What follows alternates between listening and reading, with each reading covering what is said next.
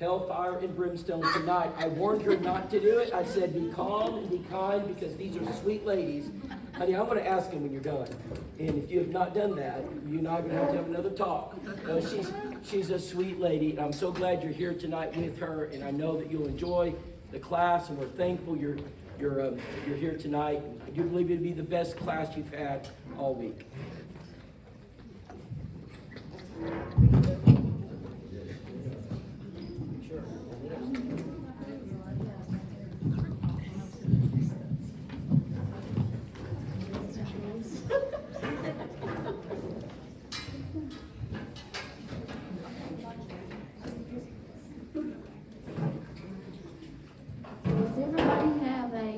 That I passed out. I know I see some coming in and out. Can y'all hear me? I'm not near as loud as Rob. So that's why I usually have to have one of these things, because it's hard to hear me if I don't have it.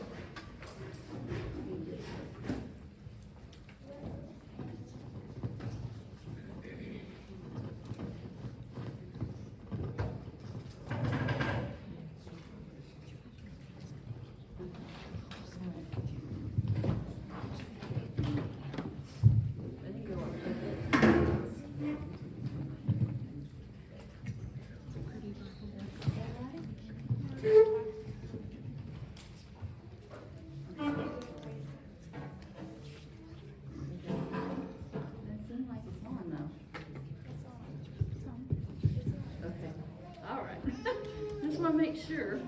Well, good evening, ladies. What an honor and a privilege it is for me to stand before you this evening. You are an encouragement to me.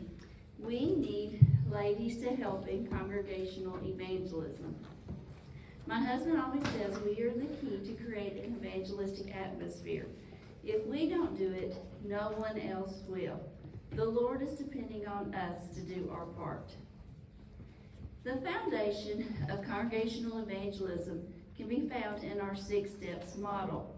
I want to introduce you to some of the ways that you as women can help in congregational evangelism. We all have a role to play, and we can use our talents. We can all be involved from the youngest to the oldest. Where will you fit in this model? The first ingredient under contacts could be passing out invitation cards. This is something that we all can do when it comes to evangelism. In Matthew 22, 9 through 10, it reads, Go ye therefore into the highways, and as many as ye shall find, bid to marriage. So those servants went out into the highways and gathered together all as many as they found, both bad and good. And the wedding was furnished with guests. This is something that we have within the last year, we had done this seminar in Lakeland City, Florida. And this is something that they had been doing for a while and that they had been getting much success from it. And so what it is an invitation card that's got all your information about the church here, and you can have them custom made with the church building. As you can see, that is East Ridge, our supporting congregation. That is their building and their information. I know if you're like me, and I go to Walmart, and just random people will start talking to me. And my children will come to me and say, Mom, did you know them? I said, no, I have no idea who that was. And they're like, well, they acted like they've known you for a long time. I said, no, I guess I must have that face that people just want to talk to me. And so when I had heard of this idea, I thought, what a great way to have these in our purse when somebody like that does come up and talk to us. And we can give them an invite to services. And so we have been handing these out like when we go to a restaurant, when we leave a tip. we'll put down a card with the congregation's information on it. You can hand them out to anybody that you come in contact with, whether it's your hairdresser, your bank teller, anybody that we come in contact with. When we had was starting to work with the congregation in Glencoe, it was an older congregation, and a lot of them were not in the workforce anymore, and they said, well, how can we do this? What is something that we can do? And so this gave them an opportunity that they could go and pass these out to anybody they come in contact with. All they have to do on the back is scan the QR code, and that will directly take them to your website and give them all the information that they need. Also, on the bottom of it, it says invited by, who you write your name there so that they will come and find you at services. We've actually had this work, and I'm going to tell you one of the success stories we've had from this. Because a lot of times when we're talking to people, or they don't always ask us our name. And so that's why it's very, very important that you put your name on there so that when they do come to worship with you, they will come and find you. And this is something that we all can do. I remember when we passed these out at Glencoe, the children wanted to grab these because this was something that they could do as well. And so this is just something that all you have to do is carry in your wallet or your purse and just have on you, so when you do come in contact with people, we can all do our part. At Glencoe, Karen Drenner, she was one of our members there, and she was nervous. She had gone to her bank and decided, okay, I'm going to try this just to see how this works. So she went to her teller. Now, she didn't want to put the card on top of her transaction. She put it in between. She said, I was so nervous, Nicole. She said, I had no idea what this was going to do. She said, but I knew I needed to do my part. And so she watched her, and she saw the card, and she put it aside. And she didn't ever really think anything of it. Well, it wasn't long after that she gave her that card. Catherine, she came to services and found Karen, and they sat together, and then that gave us the opportunity to get to know her and start building that relationship with her. Our preacher and his wife started taking her out to eat, getting to know her, and the studies began. And little did we know that she grew up in the church. But when she was 18, she left home, and she never obeyed the gospel. And so when she found this card in the transaction, she said, I just thought I need to do this. I'm not feeling right with what I'm doing now. Of course, she got married and been going to a denomination with her husband. And she just said, it just never felt right to me. And so that's why she decided, I think I need to come and visit with them. And so, as you can see in this picture, after the 3 studies, she was baptized, and is now a faithful member of the church there in Glencoe. But this also gave us the opportunity to meet her daughter. And about a month ago, her daughter also obeyed the gospel as well. So ladies, you never know what just something as simple as this can do to reach out into your community.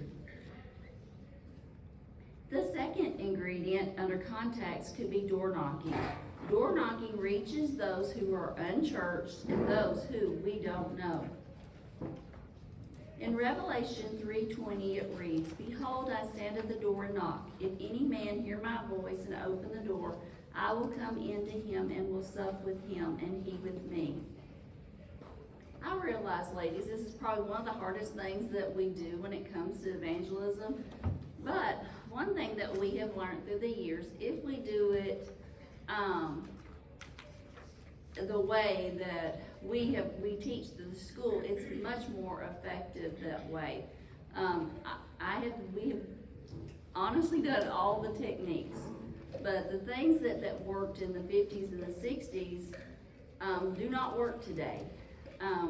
It's very hard to go to a door and invite somebody to services or invite them to a gospel meeting. Well, they don't know those speakers. We can be out all day long inviting them to one of our meetings or even to services, and then nobody show up. Well, then we get discouraged and think door knocking does not work. So we have had to change our techniques through the years as to, okay, what will work when we go to the door? So one thing, as I said, that has helped us through the years, and this was one of the things that we started back in 2021, American Mission Campaigns. This was started, Austin Fowler came to us and said, why can't we do this in our own country? We do it overseas, but why can't we do it here? The door was shut for foreign missions, and so that really gave us the opportunity to really think about, hey, why can't we do this here? Rob and I had always thought about it, but we just weren't sure. And so at that time, that gave us the opportunity to do our very first one in Rome, Georgia. And we had about 100 people from all over the states come and help us. And so basically what we do is we do the seminar, but we also teach you all the things that we're teaching you right now. So you're going out into the field and door knocking. You're going to be doing a lot of things I'm going to be teaching tonight as well. And it's a good training for those congregations, because it's hard to get to all the congregations in the United States. So a lot of times congregations will come to this and they will get the hands-on learning from it. I'll never forget, we were in Carnes in Knoxville, and of course, as I said, we always hear it's not going to work here. It's not going to work. And we went within a 5-mile radius of that church building, and within 2 days, we had about 400 contacts. The elders were overwhelmed and came to Rob and says, can we stop this? There is so many people that it's going to take us forever to go through these contacts. And as if you saw last night, last year they had 50 converts.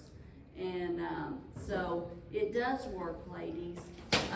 I'll just be honest, I'm the one that when we go door knocking, I always like to hide behind Rob.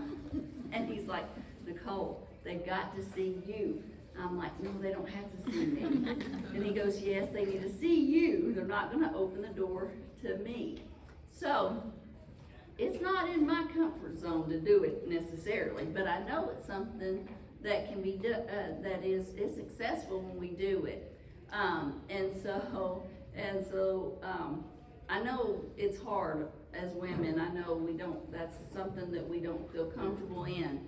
But our husbands need us when we go door knocking. And so I do have to come out so I can be seen. And then they do normally open the door. But we have two this year in the summer. In June, it's in Collinsville, Illinois. And in July, we're going to Hampton, Virginia. And I'm kind of excited about the one in Hampton because we're actually going to do a VBS. And so that's going to be exciting. We're going to go and help them do that. And so they'll be having a gospel meeting. Rob will be doing a meeting in the evening. He's actually going to be doing the old sheet sermons. And so we're very, very excited and about these two this year. And this is just an excellent way for congregations to start and learn how to do it more effectively. While we were in Coweta, Oklahoma last year, we were there, it just so happened that we were there the same weekend as the house-to-house annual door knocking campaign. And so they asked us, they said, can you stay an extra day and help us door knock? And so we agreed, and of course they were hesitant about doing it, but they knew that they needed to get out into the community.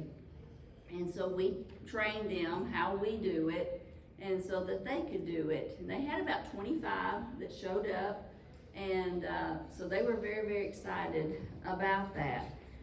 In this picture behind me, you will see a young couple on the ends.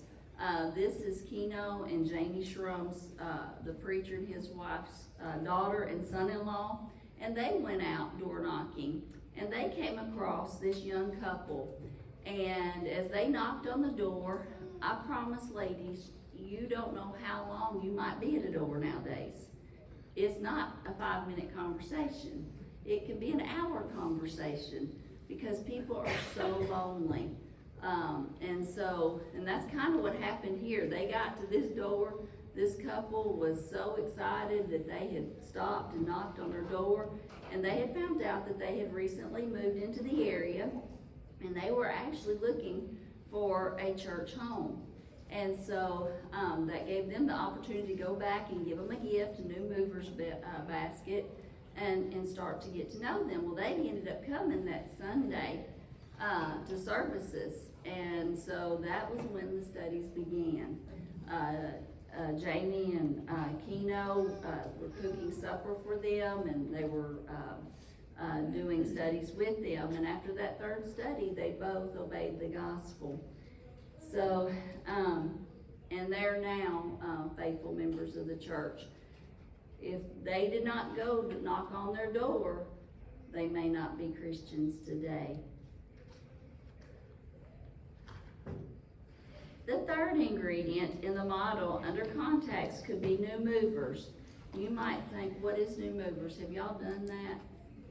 Any at all? Okay. All right, so you probably know a little bit about it. It's something that is provided through house to house, and what we do is we give you the names of the people that have recently moved into your area. You have an average of 11 that move every month in this community. So that just helps you know how many baskets to make every month for those that move into your area. This is a great way for you ladies to come together and even go shopping to buy some of the items for each of the baskets, and also come together and assemble them so that they will be ready when the congregation gets the list. Normally in your packet you are going to see the contents that I put in a basket, and normally I do option 1, but I'm going to show you a little bit different way to do it as well. Option 1 is the cleaning supplies, option 2 is household items, and option 3 is food items. This was something that was done at a congregation at Cary, North Carolina, and I thought it was wonderful. So I thought that's a great idea. And so what I do now is, of course, I go to the Dollar Tree and get a strainer. And so I'm going to make a basket for a spaghetti dinner. And so you put things in it like a pot holder, plates, a ladle. I guess that's a spaghetti noodle scooper. I don't know exactly what the correct technology is. I don't even know what it says on there. Pasta server. Okay, a pasta server. All right. And then forks, spoons, and knives. Spaghetti noodles.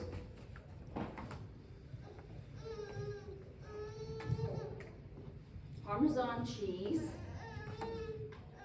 and spaghetti sauce. So that's just something that you can prepare and take with you when you go to the door. I don't like to go to a door without a gift. That's just me. You're gonna be more receive better if you've got something for them. And especially if it's something that looks nice and they do really appreciate you doing that. And so some of the things that tips that we have learned through the years, I want to share with you so that you don't make the same mistakes we have made. One thing is that when you get the list, it is going to tell you their name. One thing we have learned is we don't go to the door and address them by their name. Reason being is they get very offensive and they don't understand where you got that information from. So it's just best that you go and introduce yourself and say something like, I've recently heard you've moved into the area and that we at the congregation would like to give you this gift and want to invite you to our services. And I promise it goes so much smoother, ladies, when you do that, than just approaching the door with their name. It's not a good sight. So if you do it that way, it is more successful. Also, some of the things that we want to put in our basket is you make sure that you've got information about the church in the basket, because literally a lot of these people are just moving into the area and they really don't have a lot of time to sit and talk to you, and they'll easily forget who you were and where you came from, what congregation. So make sure you have a bulletin, a house to house. It can be even something like this. It's got your information about the church, something that they will know where you're located. And so that is very, very important that you put that in there as well. Now sometimes we'll put other information in there from our local businesses, especially like a mechanic, a plumber, something that would be very useful for somebody that has recently moved into the area, because when they move here, they don't know who they can trust. Some congregations put doctor's cards in there. Whatever it is, any of that kind of thing can be very useful for them. Also, if you get when you go to the door and they say, oh, you know, that's so nice of you, we are looking for a church home. Well, if they say that, that is when you make sure you keep that information so that whoever's doing your prospect list, it goes on this list so that you now, as a congregation, can start sending them cards, welcoming them to the community and inviting them to services. The more mail they can get, the better this will be. Also, do you have gated communities in this area? Sometimes you do, or sometimes some of these even communities will say no soliciting. Please be careful with that, because we don't want the church to get a bad name. I know I had one lady, she was so excited. She said, oh, I love to go into those gated communities. And I thought, oh no, please, don't tell me what she's going to tell me. She told me, she said, I love getting right in behind the person in front of me and I can just zoom right in. And I'm like, no, please don't do that. Please. If they do live in a community that is like that, we still want to reach out to them, so we still want to send them a card, and maybe send them a gift card to a local restaurant, maybe one to your local home, depots, Lowe's, whatever home businesses they have around here in this area. Something that can be useful for them as well, because we don't want to forget them either. So also, the list, I'll just be honest, is not 100% accurate, meaning it may take you on a wild goose chase, and it has my children several times. They love this part of the work, and so they'll come back and say, Mom, that sent me to a piece of land. There's no house out there. And I'm like, oh, sorry, I'm glad it was you and not somebody else. And so You might get that. And then sometimes my children would go to the door and the people behind the door would say, "That's odd. I've lived in this house 35 years. Why am I going up on a new movers list?" And so my son finally came up to me one day and says, "Mom, I don't know what's wrong with this list, but these people have lived there for 35 years. Why are they coming up?" I said, "I don't know, son. You ask them. Ask the next person that you come in contact that says that." He said, "Okay." So it happened again, and he asked them, and the woman says, "Well, I did just pay off my mortgage. Maybe that's why." So sometimes that will happen too. Also, a congregation in Louisiana, they were having the awfulest time with this. They weren't finding any address that was correct.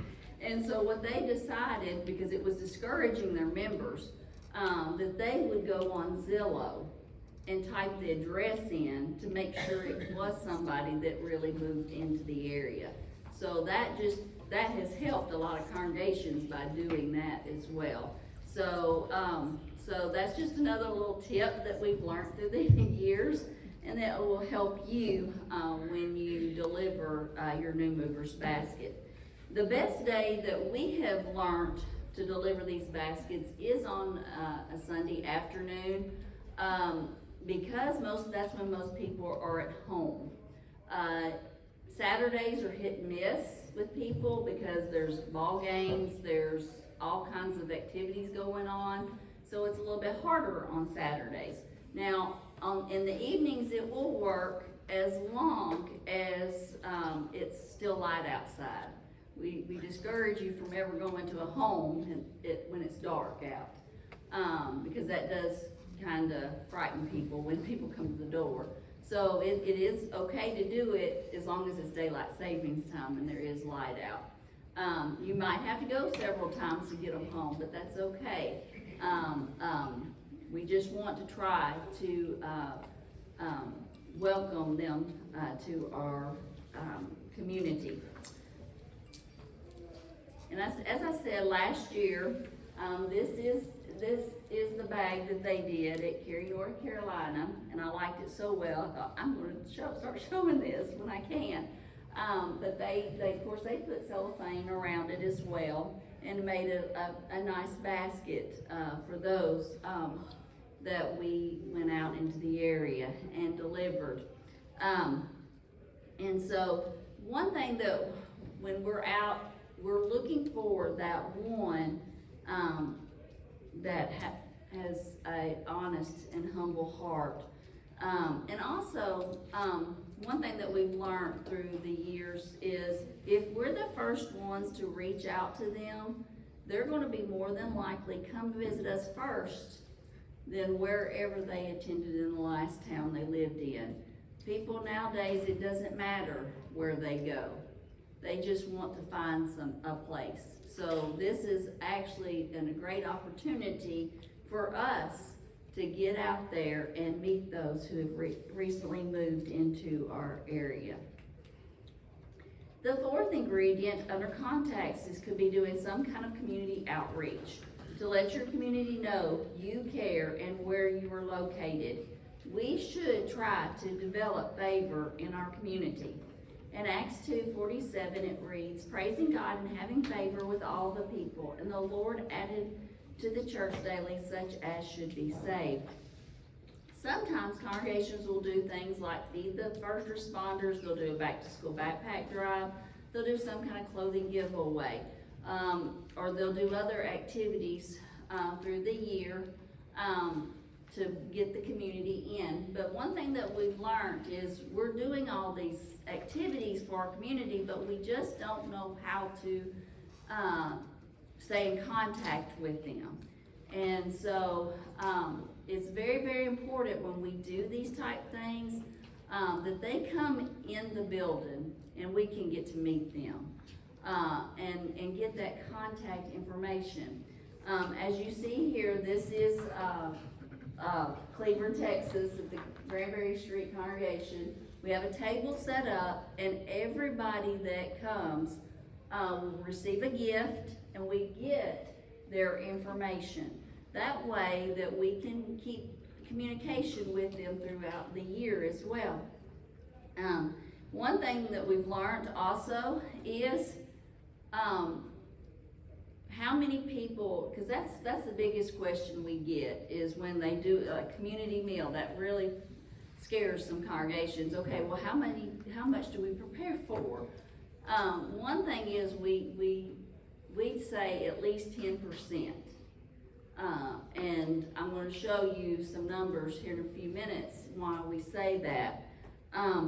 Because that's usually how many will show up if we go out and we know exactly how many we are inviting. Now, if we don't know how many we're inviting, that's a little bit harder to know how many is actually going to come to the building. But if we go out and personally invite them, well, yes, we can get a better number of how many to prepare for. This picture is kind of embarrassing to me because, as you see, I only had one gift on my table left. Most of the meals that we had been preparing for were about 25. But I'm going to tell you in a minute how many we ended up having at this meal. But anyway, we've got to remember it's going to take many invites to get the few. Whatever we do for our community, they need to know that we care about them and we are there for them. This, as I said, is at AMC last year. A lot of times that's one of the things that the congregations are going to want to do. They're going to want to do a community meal.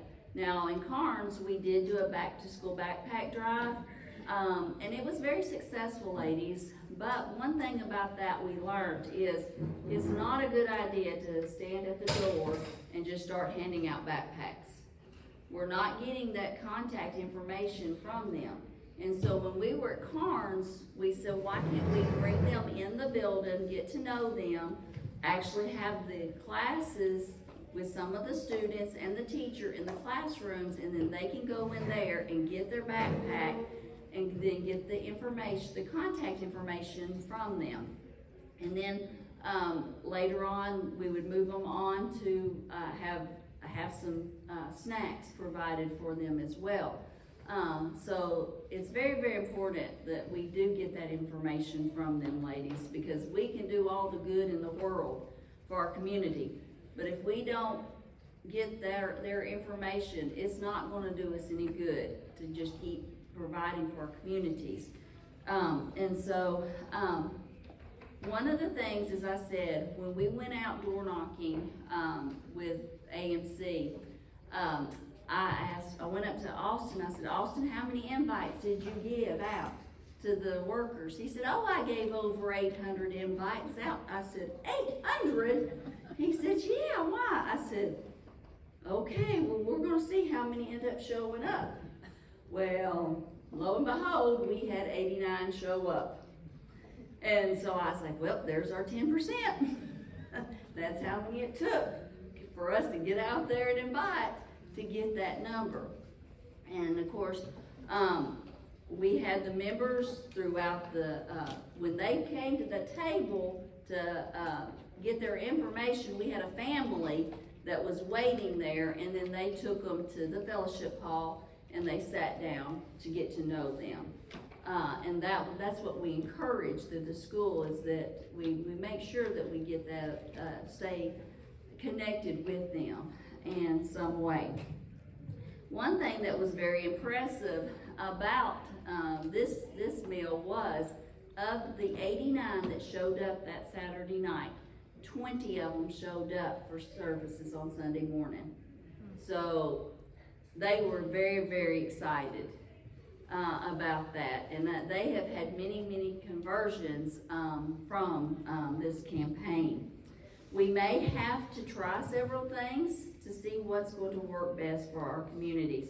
Be patient, and things are going to work out for the best. The main thing is that we are looking for those who are wanting to know more about the church. The fifth and last step under context could be how we treat our visitors when they come through the door. One thing that we teach through the school is when a visitor walks in, let them find their seat. Because ladies, they are so nervous when they come through those doors. They don't know who you are. They just want to sit down. And then let them relax a little bit. And what we want to do is for the elders to train you, those that will be the pew greeters. And what we suggest is you have 3 or 4 families in each section of your building so that they know their job. When they see a visitor, they know that they will go and get them a bag or some kind of gift from you, and so that they can get their contact information. Most people are not going to fill out that visitor card in the pew back in front of you. They're just not. They just don't want to do that. And so we had to come up with the ways, okay, how can we get that information from our visitors? And so that's why we suggest you having a gift, and then we're able to get that information from them. Now, when they do come, we don't want to stand up over them. We want to make sure we sit down, either in front of them, behind them, or off to the side. Just, don't give people their space. And then you can talk to them to find out if they are from your local community. And as I said, they need to be able to read that contact card, whether you fill it out or they fill it out, and just make sure all that information is correct on there and that you can read it. Because as you've learned through this seminar, is we're going to be sending a lot of cards, and we don't want to get cards back to us. So it's very, very important that we make sure that everything is correct on there. If they seem a little bit hesitant, because sometimes they'll be a little bit hesitant about giving you their information, we always say we're a card sending congregation. And normally when you say that, they'll be more than willing to give that information. So that's just another little tip that you can remember when you're talking to your visitors. This is another great way that we as ladies can get involved, and we can assemble some bags. In Romans 16:16 it reads, "Salute one another with a holy kiss. The churches of Christ salute you." So this here again, I go to the Dollar Tree and get some items to put in my basket, or my bag. I thought somebody told me y'all do bread. That's great. Continue doing your bread, whatever it is.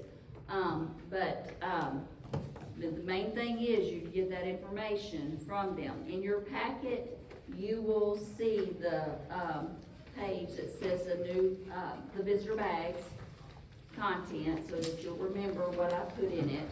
But I put things in it like a notebook. Now, if you have a notepad that's got the name of your church on it, put that in there. If not, get a journal or something that they can have to write notes. And then on the back, just put an address label with the name of the congregation and the address, so that they'll remember where they got their notebook from. An ink pen. Now, if you've got an ink pen with the church's name on it, put that in there. Mints,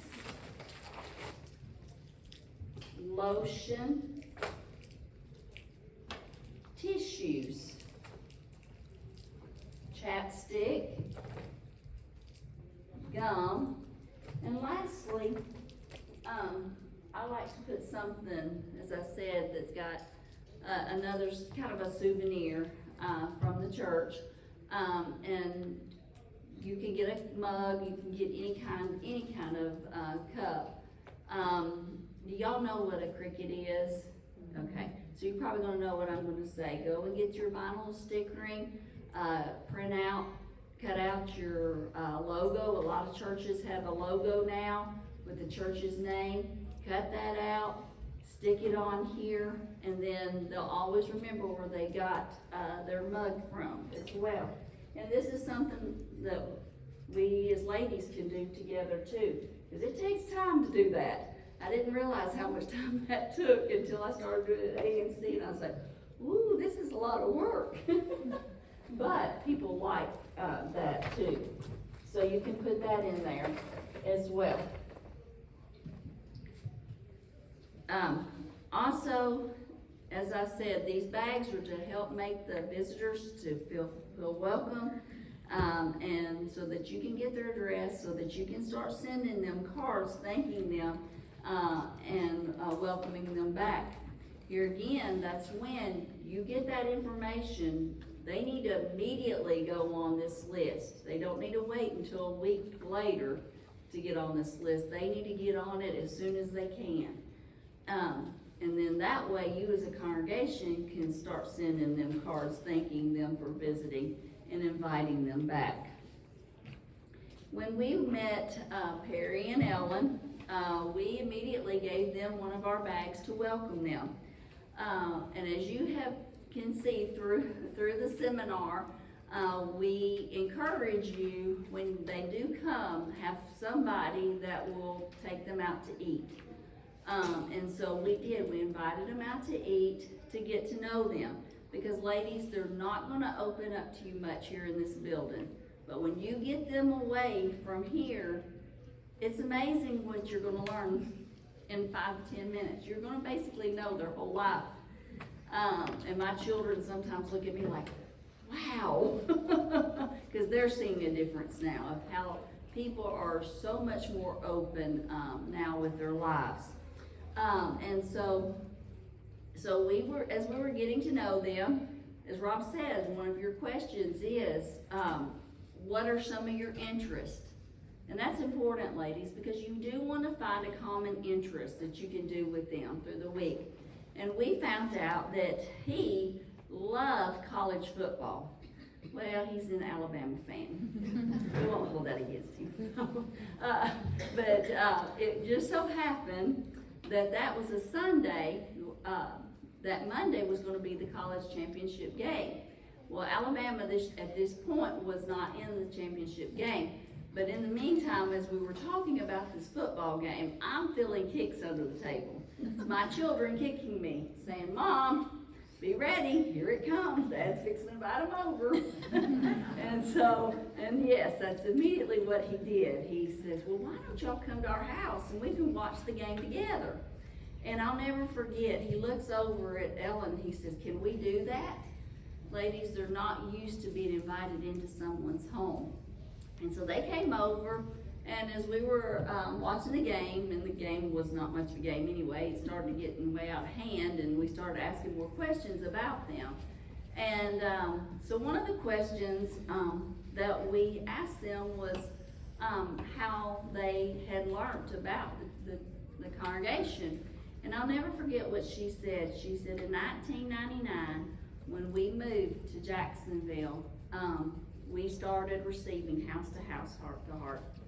Ladies, if that publication was not sent out, they probably would have never walked in our doors, because if you've ever been to Jacksonville, we are a college town, and where the congregation is, it is right across the street from the college, and our locals don't come over that side of town. They don't want to. It's very crowded.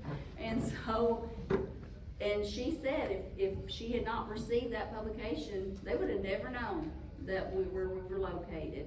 And she said because of that, that's why they came. And she told us that they both had been in 2 different denominations, and they'd been going back and forth, and they were tired of the things that these denominations were teaching. They were getting further and further away from the scripture, and they wanted to find a congregation that taught the Bible again. And so we're very thankful that they came to visit with us, because it gave us the opportunity to start building that friendship with them, and to start having the Bible studies. And we were able to do those studies, and we baptized them both.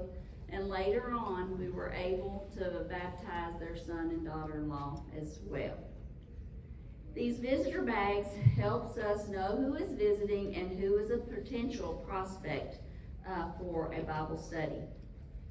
The first ingredient under prospects could be sending cards to those who are sick, someone that's dealing with cancer, someone who may have had recent surgery, someone that just needs some encouragement, or someone that may have lost a family member. On page 106 in your Evangelism Simplified, you're going to find the list that says Fighting Prospects. This is who we're looking for that we can start putting on our prospect list. Because one thing that we've learned through the years, that people's lives change so quickly, and our doors of opportunity open and shut very quickly. And we're just looking for that time that when we think, okay, this is a perfect time, that we can start sending them some love, so that we can maybe eventually have a Bible study with them. It is important to show compassion to those that we want to reach. Now I'll explain some of the ways that we prospect all the contacts. In Jude 22, it reads, "And of some have compassion, making a difference." As Rob went over the other night, the prospect list, this is very, very important. We need those names from you. And as I said before, when you think, okay, this is a perfect time that I think that we can start sending them cards, because they just need some encouragement at this time. And we want to be able to be there for them. And so one thing that we have learned, it's amazing what a card can do for somebody that's maybe hurting, maybe sick, lost a loved one. Tomorrow, many of you will start reaching the lost, and you'll see in the reports how that a lot of their baptisms have become from those cards that the congregations are sending. So this is one of the most successful tools in our school that we do, and we have more baptisms from it. We want to keep them on this list for about 3 to 4 weeks, and then we suggest that you go and see them. If they haven't come visited you, there has to be a transition, ladies, because if we don't transition this somehow, they can be on this list forever. And we not know if they're well at this point, how they're doing. This just gives us an idea, okay, now what's the next step? Do they need to continue to stay on this list, or do they need to be removed? And you will find out when you go visit them where they are.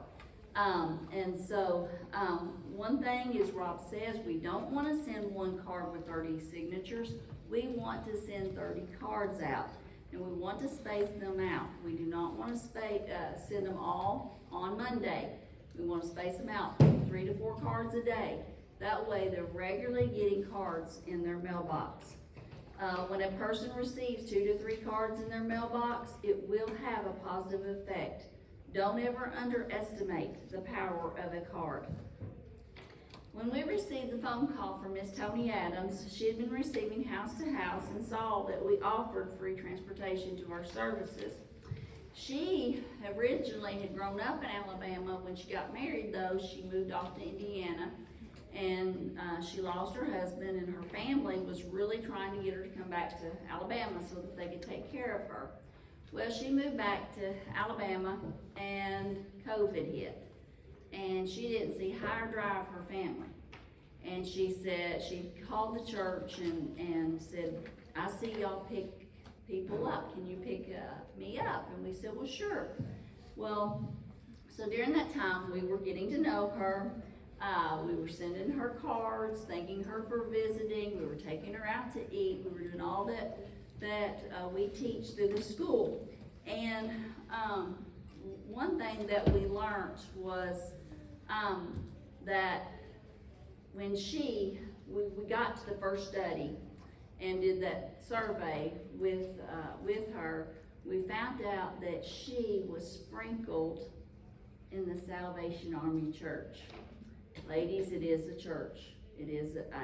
I knew that, but I did not realize that that's what they did. They practiced sprinkling, and so and I knew that during the time that we were talking to Tony, I was noticing that she had a lot of questions about baptism, because she was seeing stuff on our board about baptism, and she was hearing a lot about baptism, and I just never understood what what was going on with her. So until we started the studies, we were able to do that first study with her. She came down with COVID, and so the church did her job. They started sending her cards. They started going by her apartment, taking food, dropping it off at the door. We were calling on her. We were checking on her during this time. Ladies, it literally took her 3 months to call us back and say, okay, I'm ready to come back to services. And as we started picking her up, we were able to do those last 2 studies. And when she realized that she needed to be baptized, when she read Acts 8, she looks up at Rob and says, Rob, I know what I need to do, but I'm scared to death of water. And so I thought, oh, that's it. That's why she had so many questions. And Rob says, well, Miss Tony, I haven't lost one yet. But he told her, he said, Miss Tony, he said, I'll get the associate preacher and we can do this together. That way you'll feel more secure when you're being baptized. And she said, okay. But ladies, I've never seen somebody so nervous as she was that day. She was shaking so bad, and I felt so sorry for her. But they got her down into the water, and as they got her down, Rob went over, telling her, make sure you close your eyes, close your mouth. We're going to do this as quickly as we can. And so they put her down into the water, and immediately when she went down into the water, her mouth went wide open. I thought, oh no, this is not good. And so she come up out of the water. Of course, she was coughing and finally came through. And she said, she looks up at Rob and says, Rob, you tried to kill me. We love Miss Tony because she does have the best attitude towards life. And I tell you, I've never seen an 80-year-old that loves the teenagers as much and the college-age kids as she does. She gets out there and plays wiffle ball with them. Whatever they're wanting to do, she's right with them.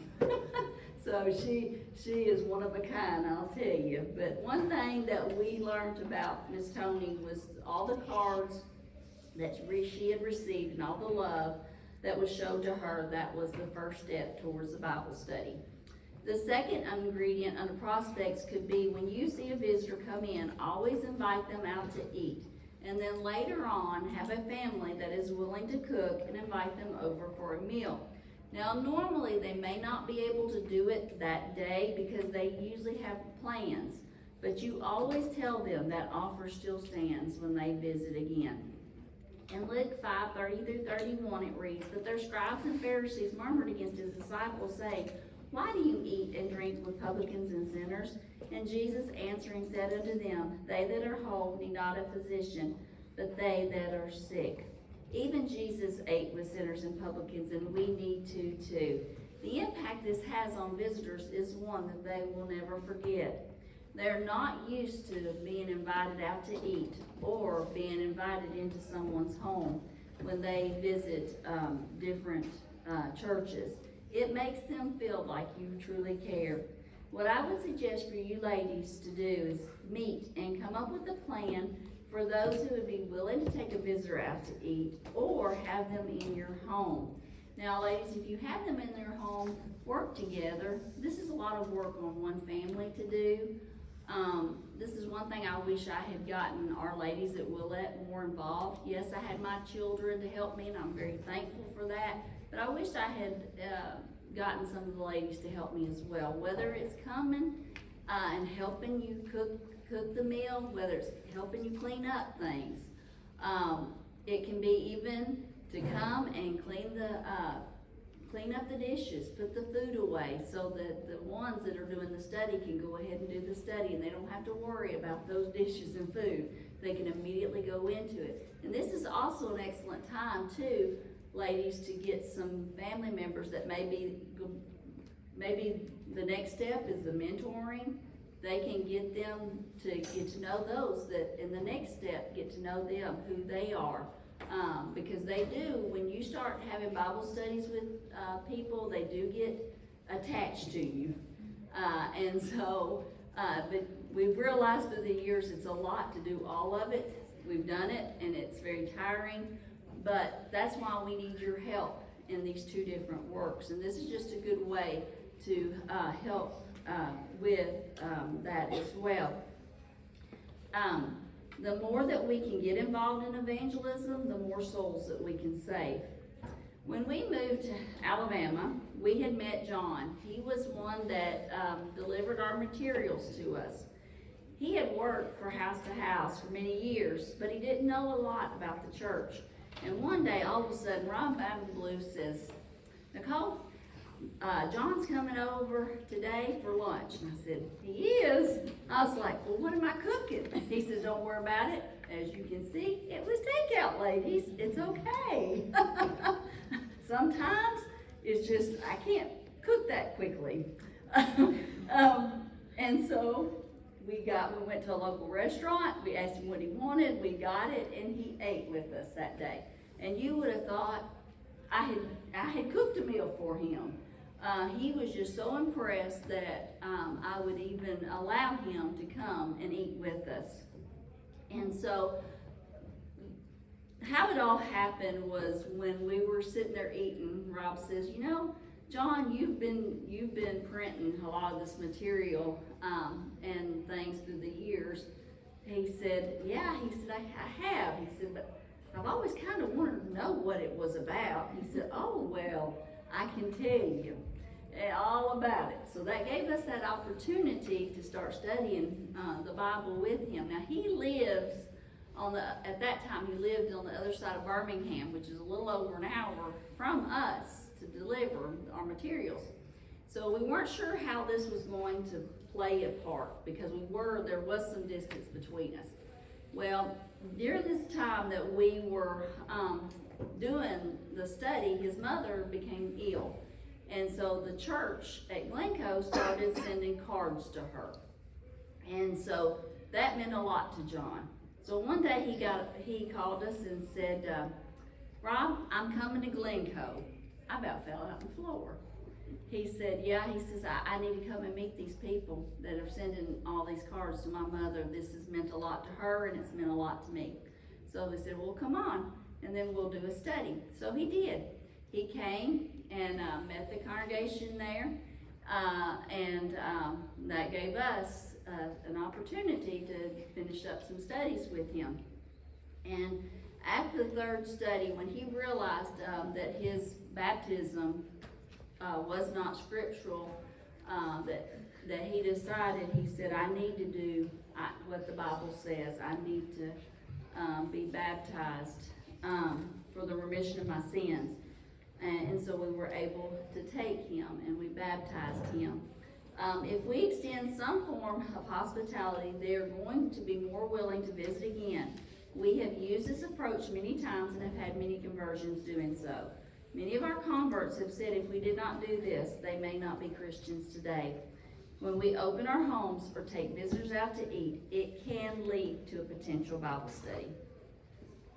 The most important ingredient of our Bible studies could be someone who wants to be a teacher or a silent partner. In 2 Timothy 2:2 it reads, "And the things that thou hast heard of me among many witnesses, the same commit thou to faithful men, who shall be able to teach others also." I realize, ladies, we're not all going to feel comfortable in teaching, but we can be a silent partner to help with the study. The teacher needs to learn a method and become very familiar with it. At first, when I started learning how to use Back to the Bible, of course I was always Rob's silent partner. And I think, ladies, the thing that helped me the most with Bible studies, when I realized I didn't have to answer all those questions, that made a difference in me because it scared me to death to think, what kind of questions are they going to ask and am I going to be prepared for them? So that really helped me in a Bible study to now I can say, well, write that question down and we'll get to it later. It was not until our first mission trip to Jamaica that I conducted my first one.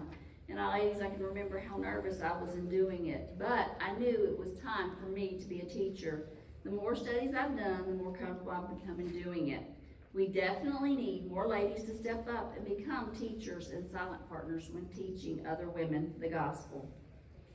I trained Hannah how to do one in Jamaica as well. She was my silent partner, and so she was able to watch me do one. I told her I eventually wanted her to be able to do one, and it was on one of the campaigns that the preacher's wife, Corinth Duncan, came up to her and said, Hannah, there's a young girl that has been visiting the congregation for several weeks now, and she's ready to do a Bible study. Would you be interested in doing a Bible study with her? And she agreed, and I was her silent partner. But if you've looked back to the Bible at all, you can tell it's very easy. And I was just there to help her if she needed it, and she was able to teach this young girl the gospel. And then 2 years later, we went back on the island, and she came running to Hannah and said, Hannah, I've got a friend. Can you teach her the gospel? So that gave her an opportunity again to teach her friend the gospel as well. And so, and to our knowledge, both of these girls are still faithful members of the church there in Jamaica. This is a great opportunity for mothers and daughters to work together in soul winning. My suggestion would be is to find out which ladies would want to be a teacher and who would want to be a silent partner. You never know when you may be asked to conduct one, and you will want to be prepared for when the time comes. We need ladies to be willing to teach a Bible study, or one who will be a silent partner. Which one will you be? The most important ingredient under new converts is weekly mentoring. In Mark 1, 9 through 13, it reads, And it came to pass in those days that Jesus came from Nazareth of Galilee and was baptized of John in Jordan. And straightway, coming up out of the water, he saw the heavens open and the Spirit like a dove descending upon him. And there came a voice from heaven saying, Thou art my beloved Son, in whom I am well pleased. And immediately the Spirit driveth him into the wilderness, and was there in the wilderness 40 days tempted of Satan, and was with the wild beast, and the angels ministered unto him. If Jesus was tempted after his baptism, so will the new converts. We want them to become well-grounded so that they will always remain faithful. We need ladies to help in this work as well, whether it's a husband and wife team, or maybe two other women that have taught a woman the gospel, and now it's time to have somebody else to fill that role, and that may be something that you might be interested in doing. We need you, ladies. We highly recommend this, because if we don't do this, we are going to lose them back into the world. We recommend books like Growing in Christ by Brother Bobby Bates, the Acts Workbook. Sometimes we will do The Beginning of Our Confidence by David Farr. And these lessons are a little shorter and will take about 20 minutes. This gives them an opportunity to open up in a more private setting and discuss personal issues. Most of your new converts are not going to ask questions in a large adult class. We never want to give up on the new convert that we've worked so hard to convert. We know that the devil will work very, very hard to get them back. And one thing that we've also learned is people are very, very busy, and sometimes they may not be able to get with you every week. So if that is the case, we still want to do something. And one thing that we've learned is you're going to find out the things that they're struggling with. So sometimes we'll go on World Video Bible School, look for a link, get that link, send it to them and say, will you watch this week, so that we're continuing the studies, even though that we may not be doing it in person, we're able to do it still. And they'll watch it, and then you get back with them the next week and go over what they listened to. We have those that are designated to be our keepers. We encourage them to go into their home, your home, or sometimes even the church building. Because as I said, sometimes people live out a little bit further, and it's a little bit more convenient, maybe here. Whichever way they feel the most comfortable, do it. And as I said, we've got to do it weekly in order for them to keep learning. Because now, ladies, this is the time that we've got to answer those questions. They're going to have a lot of questions. They're going to be hit with things at work that they're hearing. different things. And we've got to be prepared for those questions and answers when they talk to us. The more they connect with the members, the less likely they will leave the church. We have had much success with our converts remaining faithful when we have people assigned to be keepers. In summary, there are 9 ingredients to bringing souls to Christ. We can pass out invitation cards, we can knock on doors, make and deliver new movers baskets, do some kind of community outreaches, hand out visitor bags, sending cards to those in our community, take the visitors out to eat or have them in your home, teach a study or be the silent partner, or lastly, keep the saved saved. I hope and pray that these things will help you in your congregational evangelism. I realize, ladies, this is a lot of information I have thrown out on you tonight. And so I leave you here with my contact information. Please feel free to contact me. If you have any questions, or if y'all are finding out some things that are really working here, let us know so that we can share it with other congregations as well. Now tonight, the elders will be getting our curriculum, and so basically what that's going to do, they've heard everything you have heard. Now they'll have the curriculum, which will take them back to step 1 and just slowly introduce these things to the congregation. But the reason I do this class is to get you a little bit prepared for to know what is coming in the near future. So when the elders say it's time to get this going, y'all will know what you can do in each part of these works. And I thank you so much for this time. Yes? You missed a section of benevolence. Yes. That is something that really we teach. What we teach on that is when we help people, we tell them, you know, we'll help you when you come to service time. We will have a service time, and if they come, because a lot of times we've learned through benevolence, we can help through benevolence all that we want, but once they get help one time, we never see them again.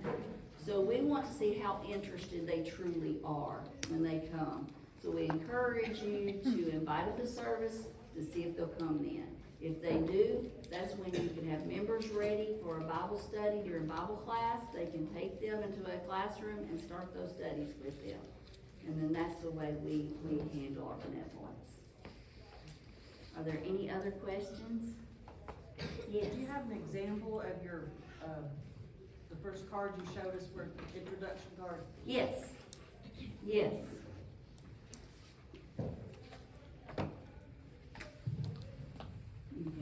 You can have it. If anybody else wants some, I probably have a few more. Thank you. But those are been very successful in our work. Is there anybody else have any questions? Well, I still hear Rob speaking. But thank you so much, ladies, for coming and being with us this past few days. We've enjoyed getting to know you, and we will keep you in our prayers. We know with God's help, we can find those few. That's who we're looking for, is those few. But we got to remember it's going to take the many to get them. So thank you again. Let's close with a word of prayer.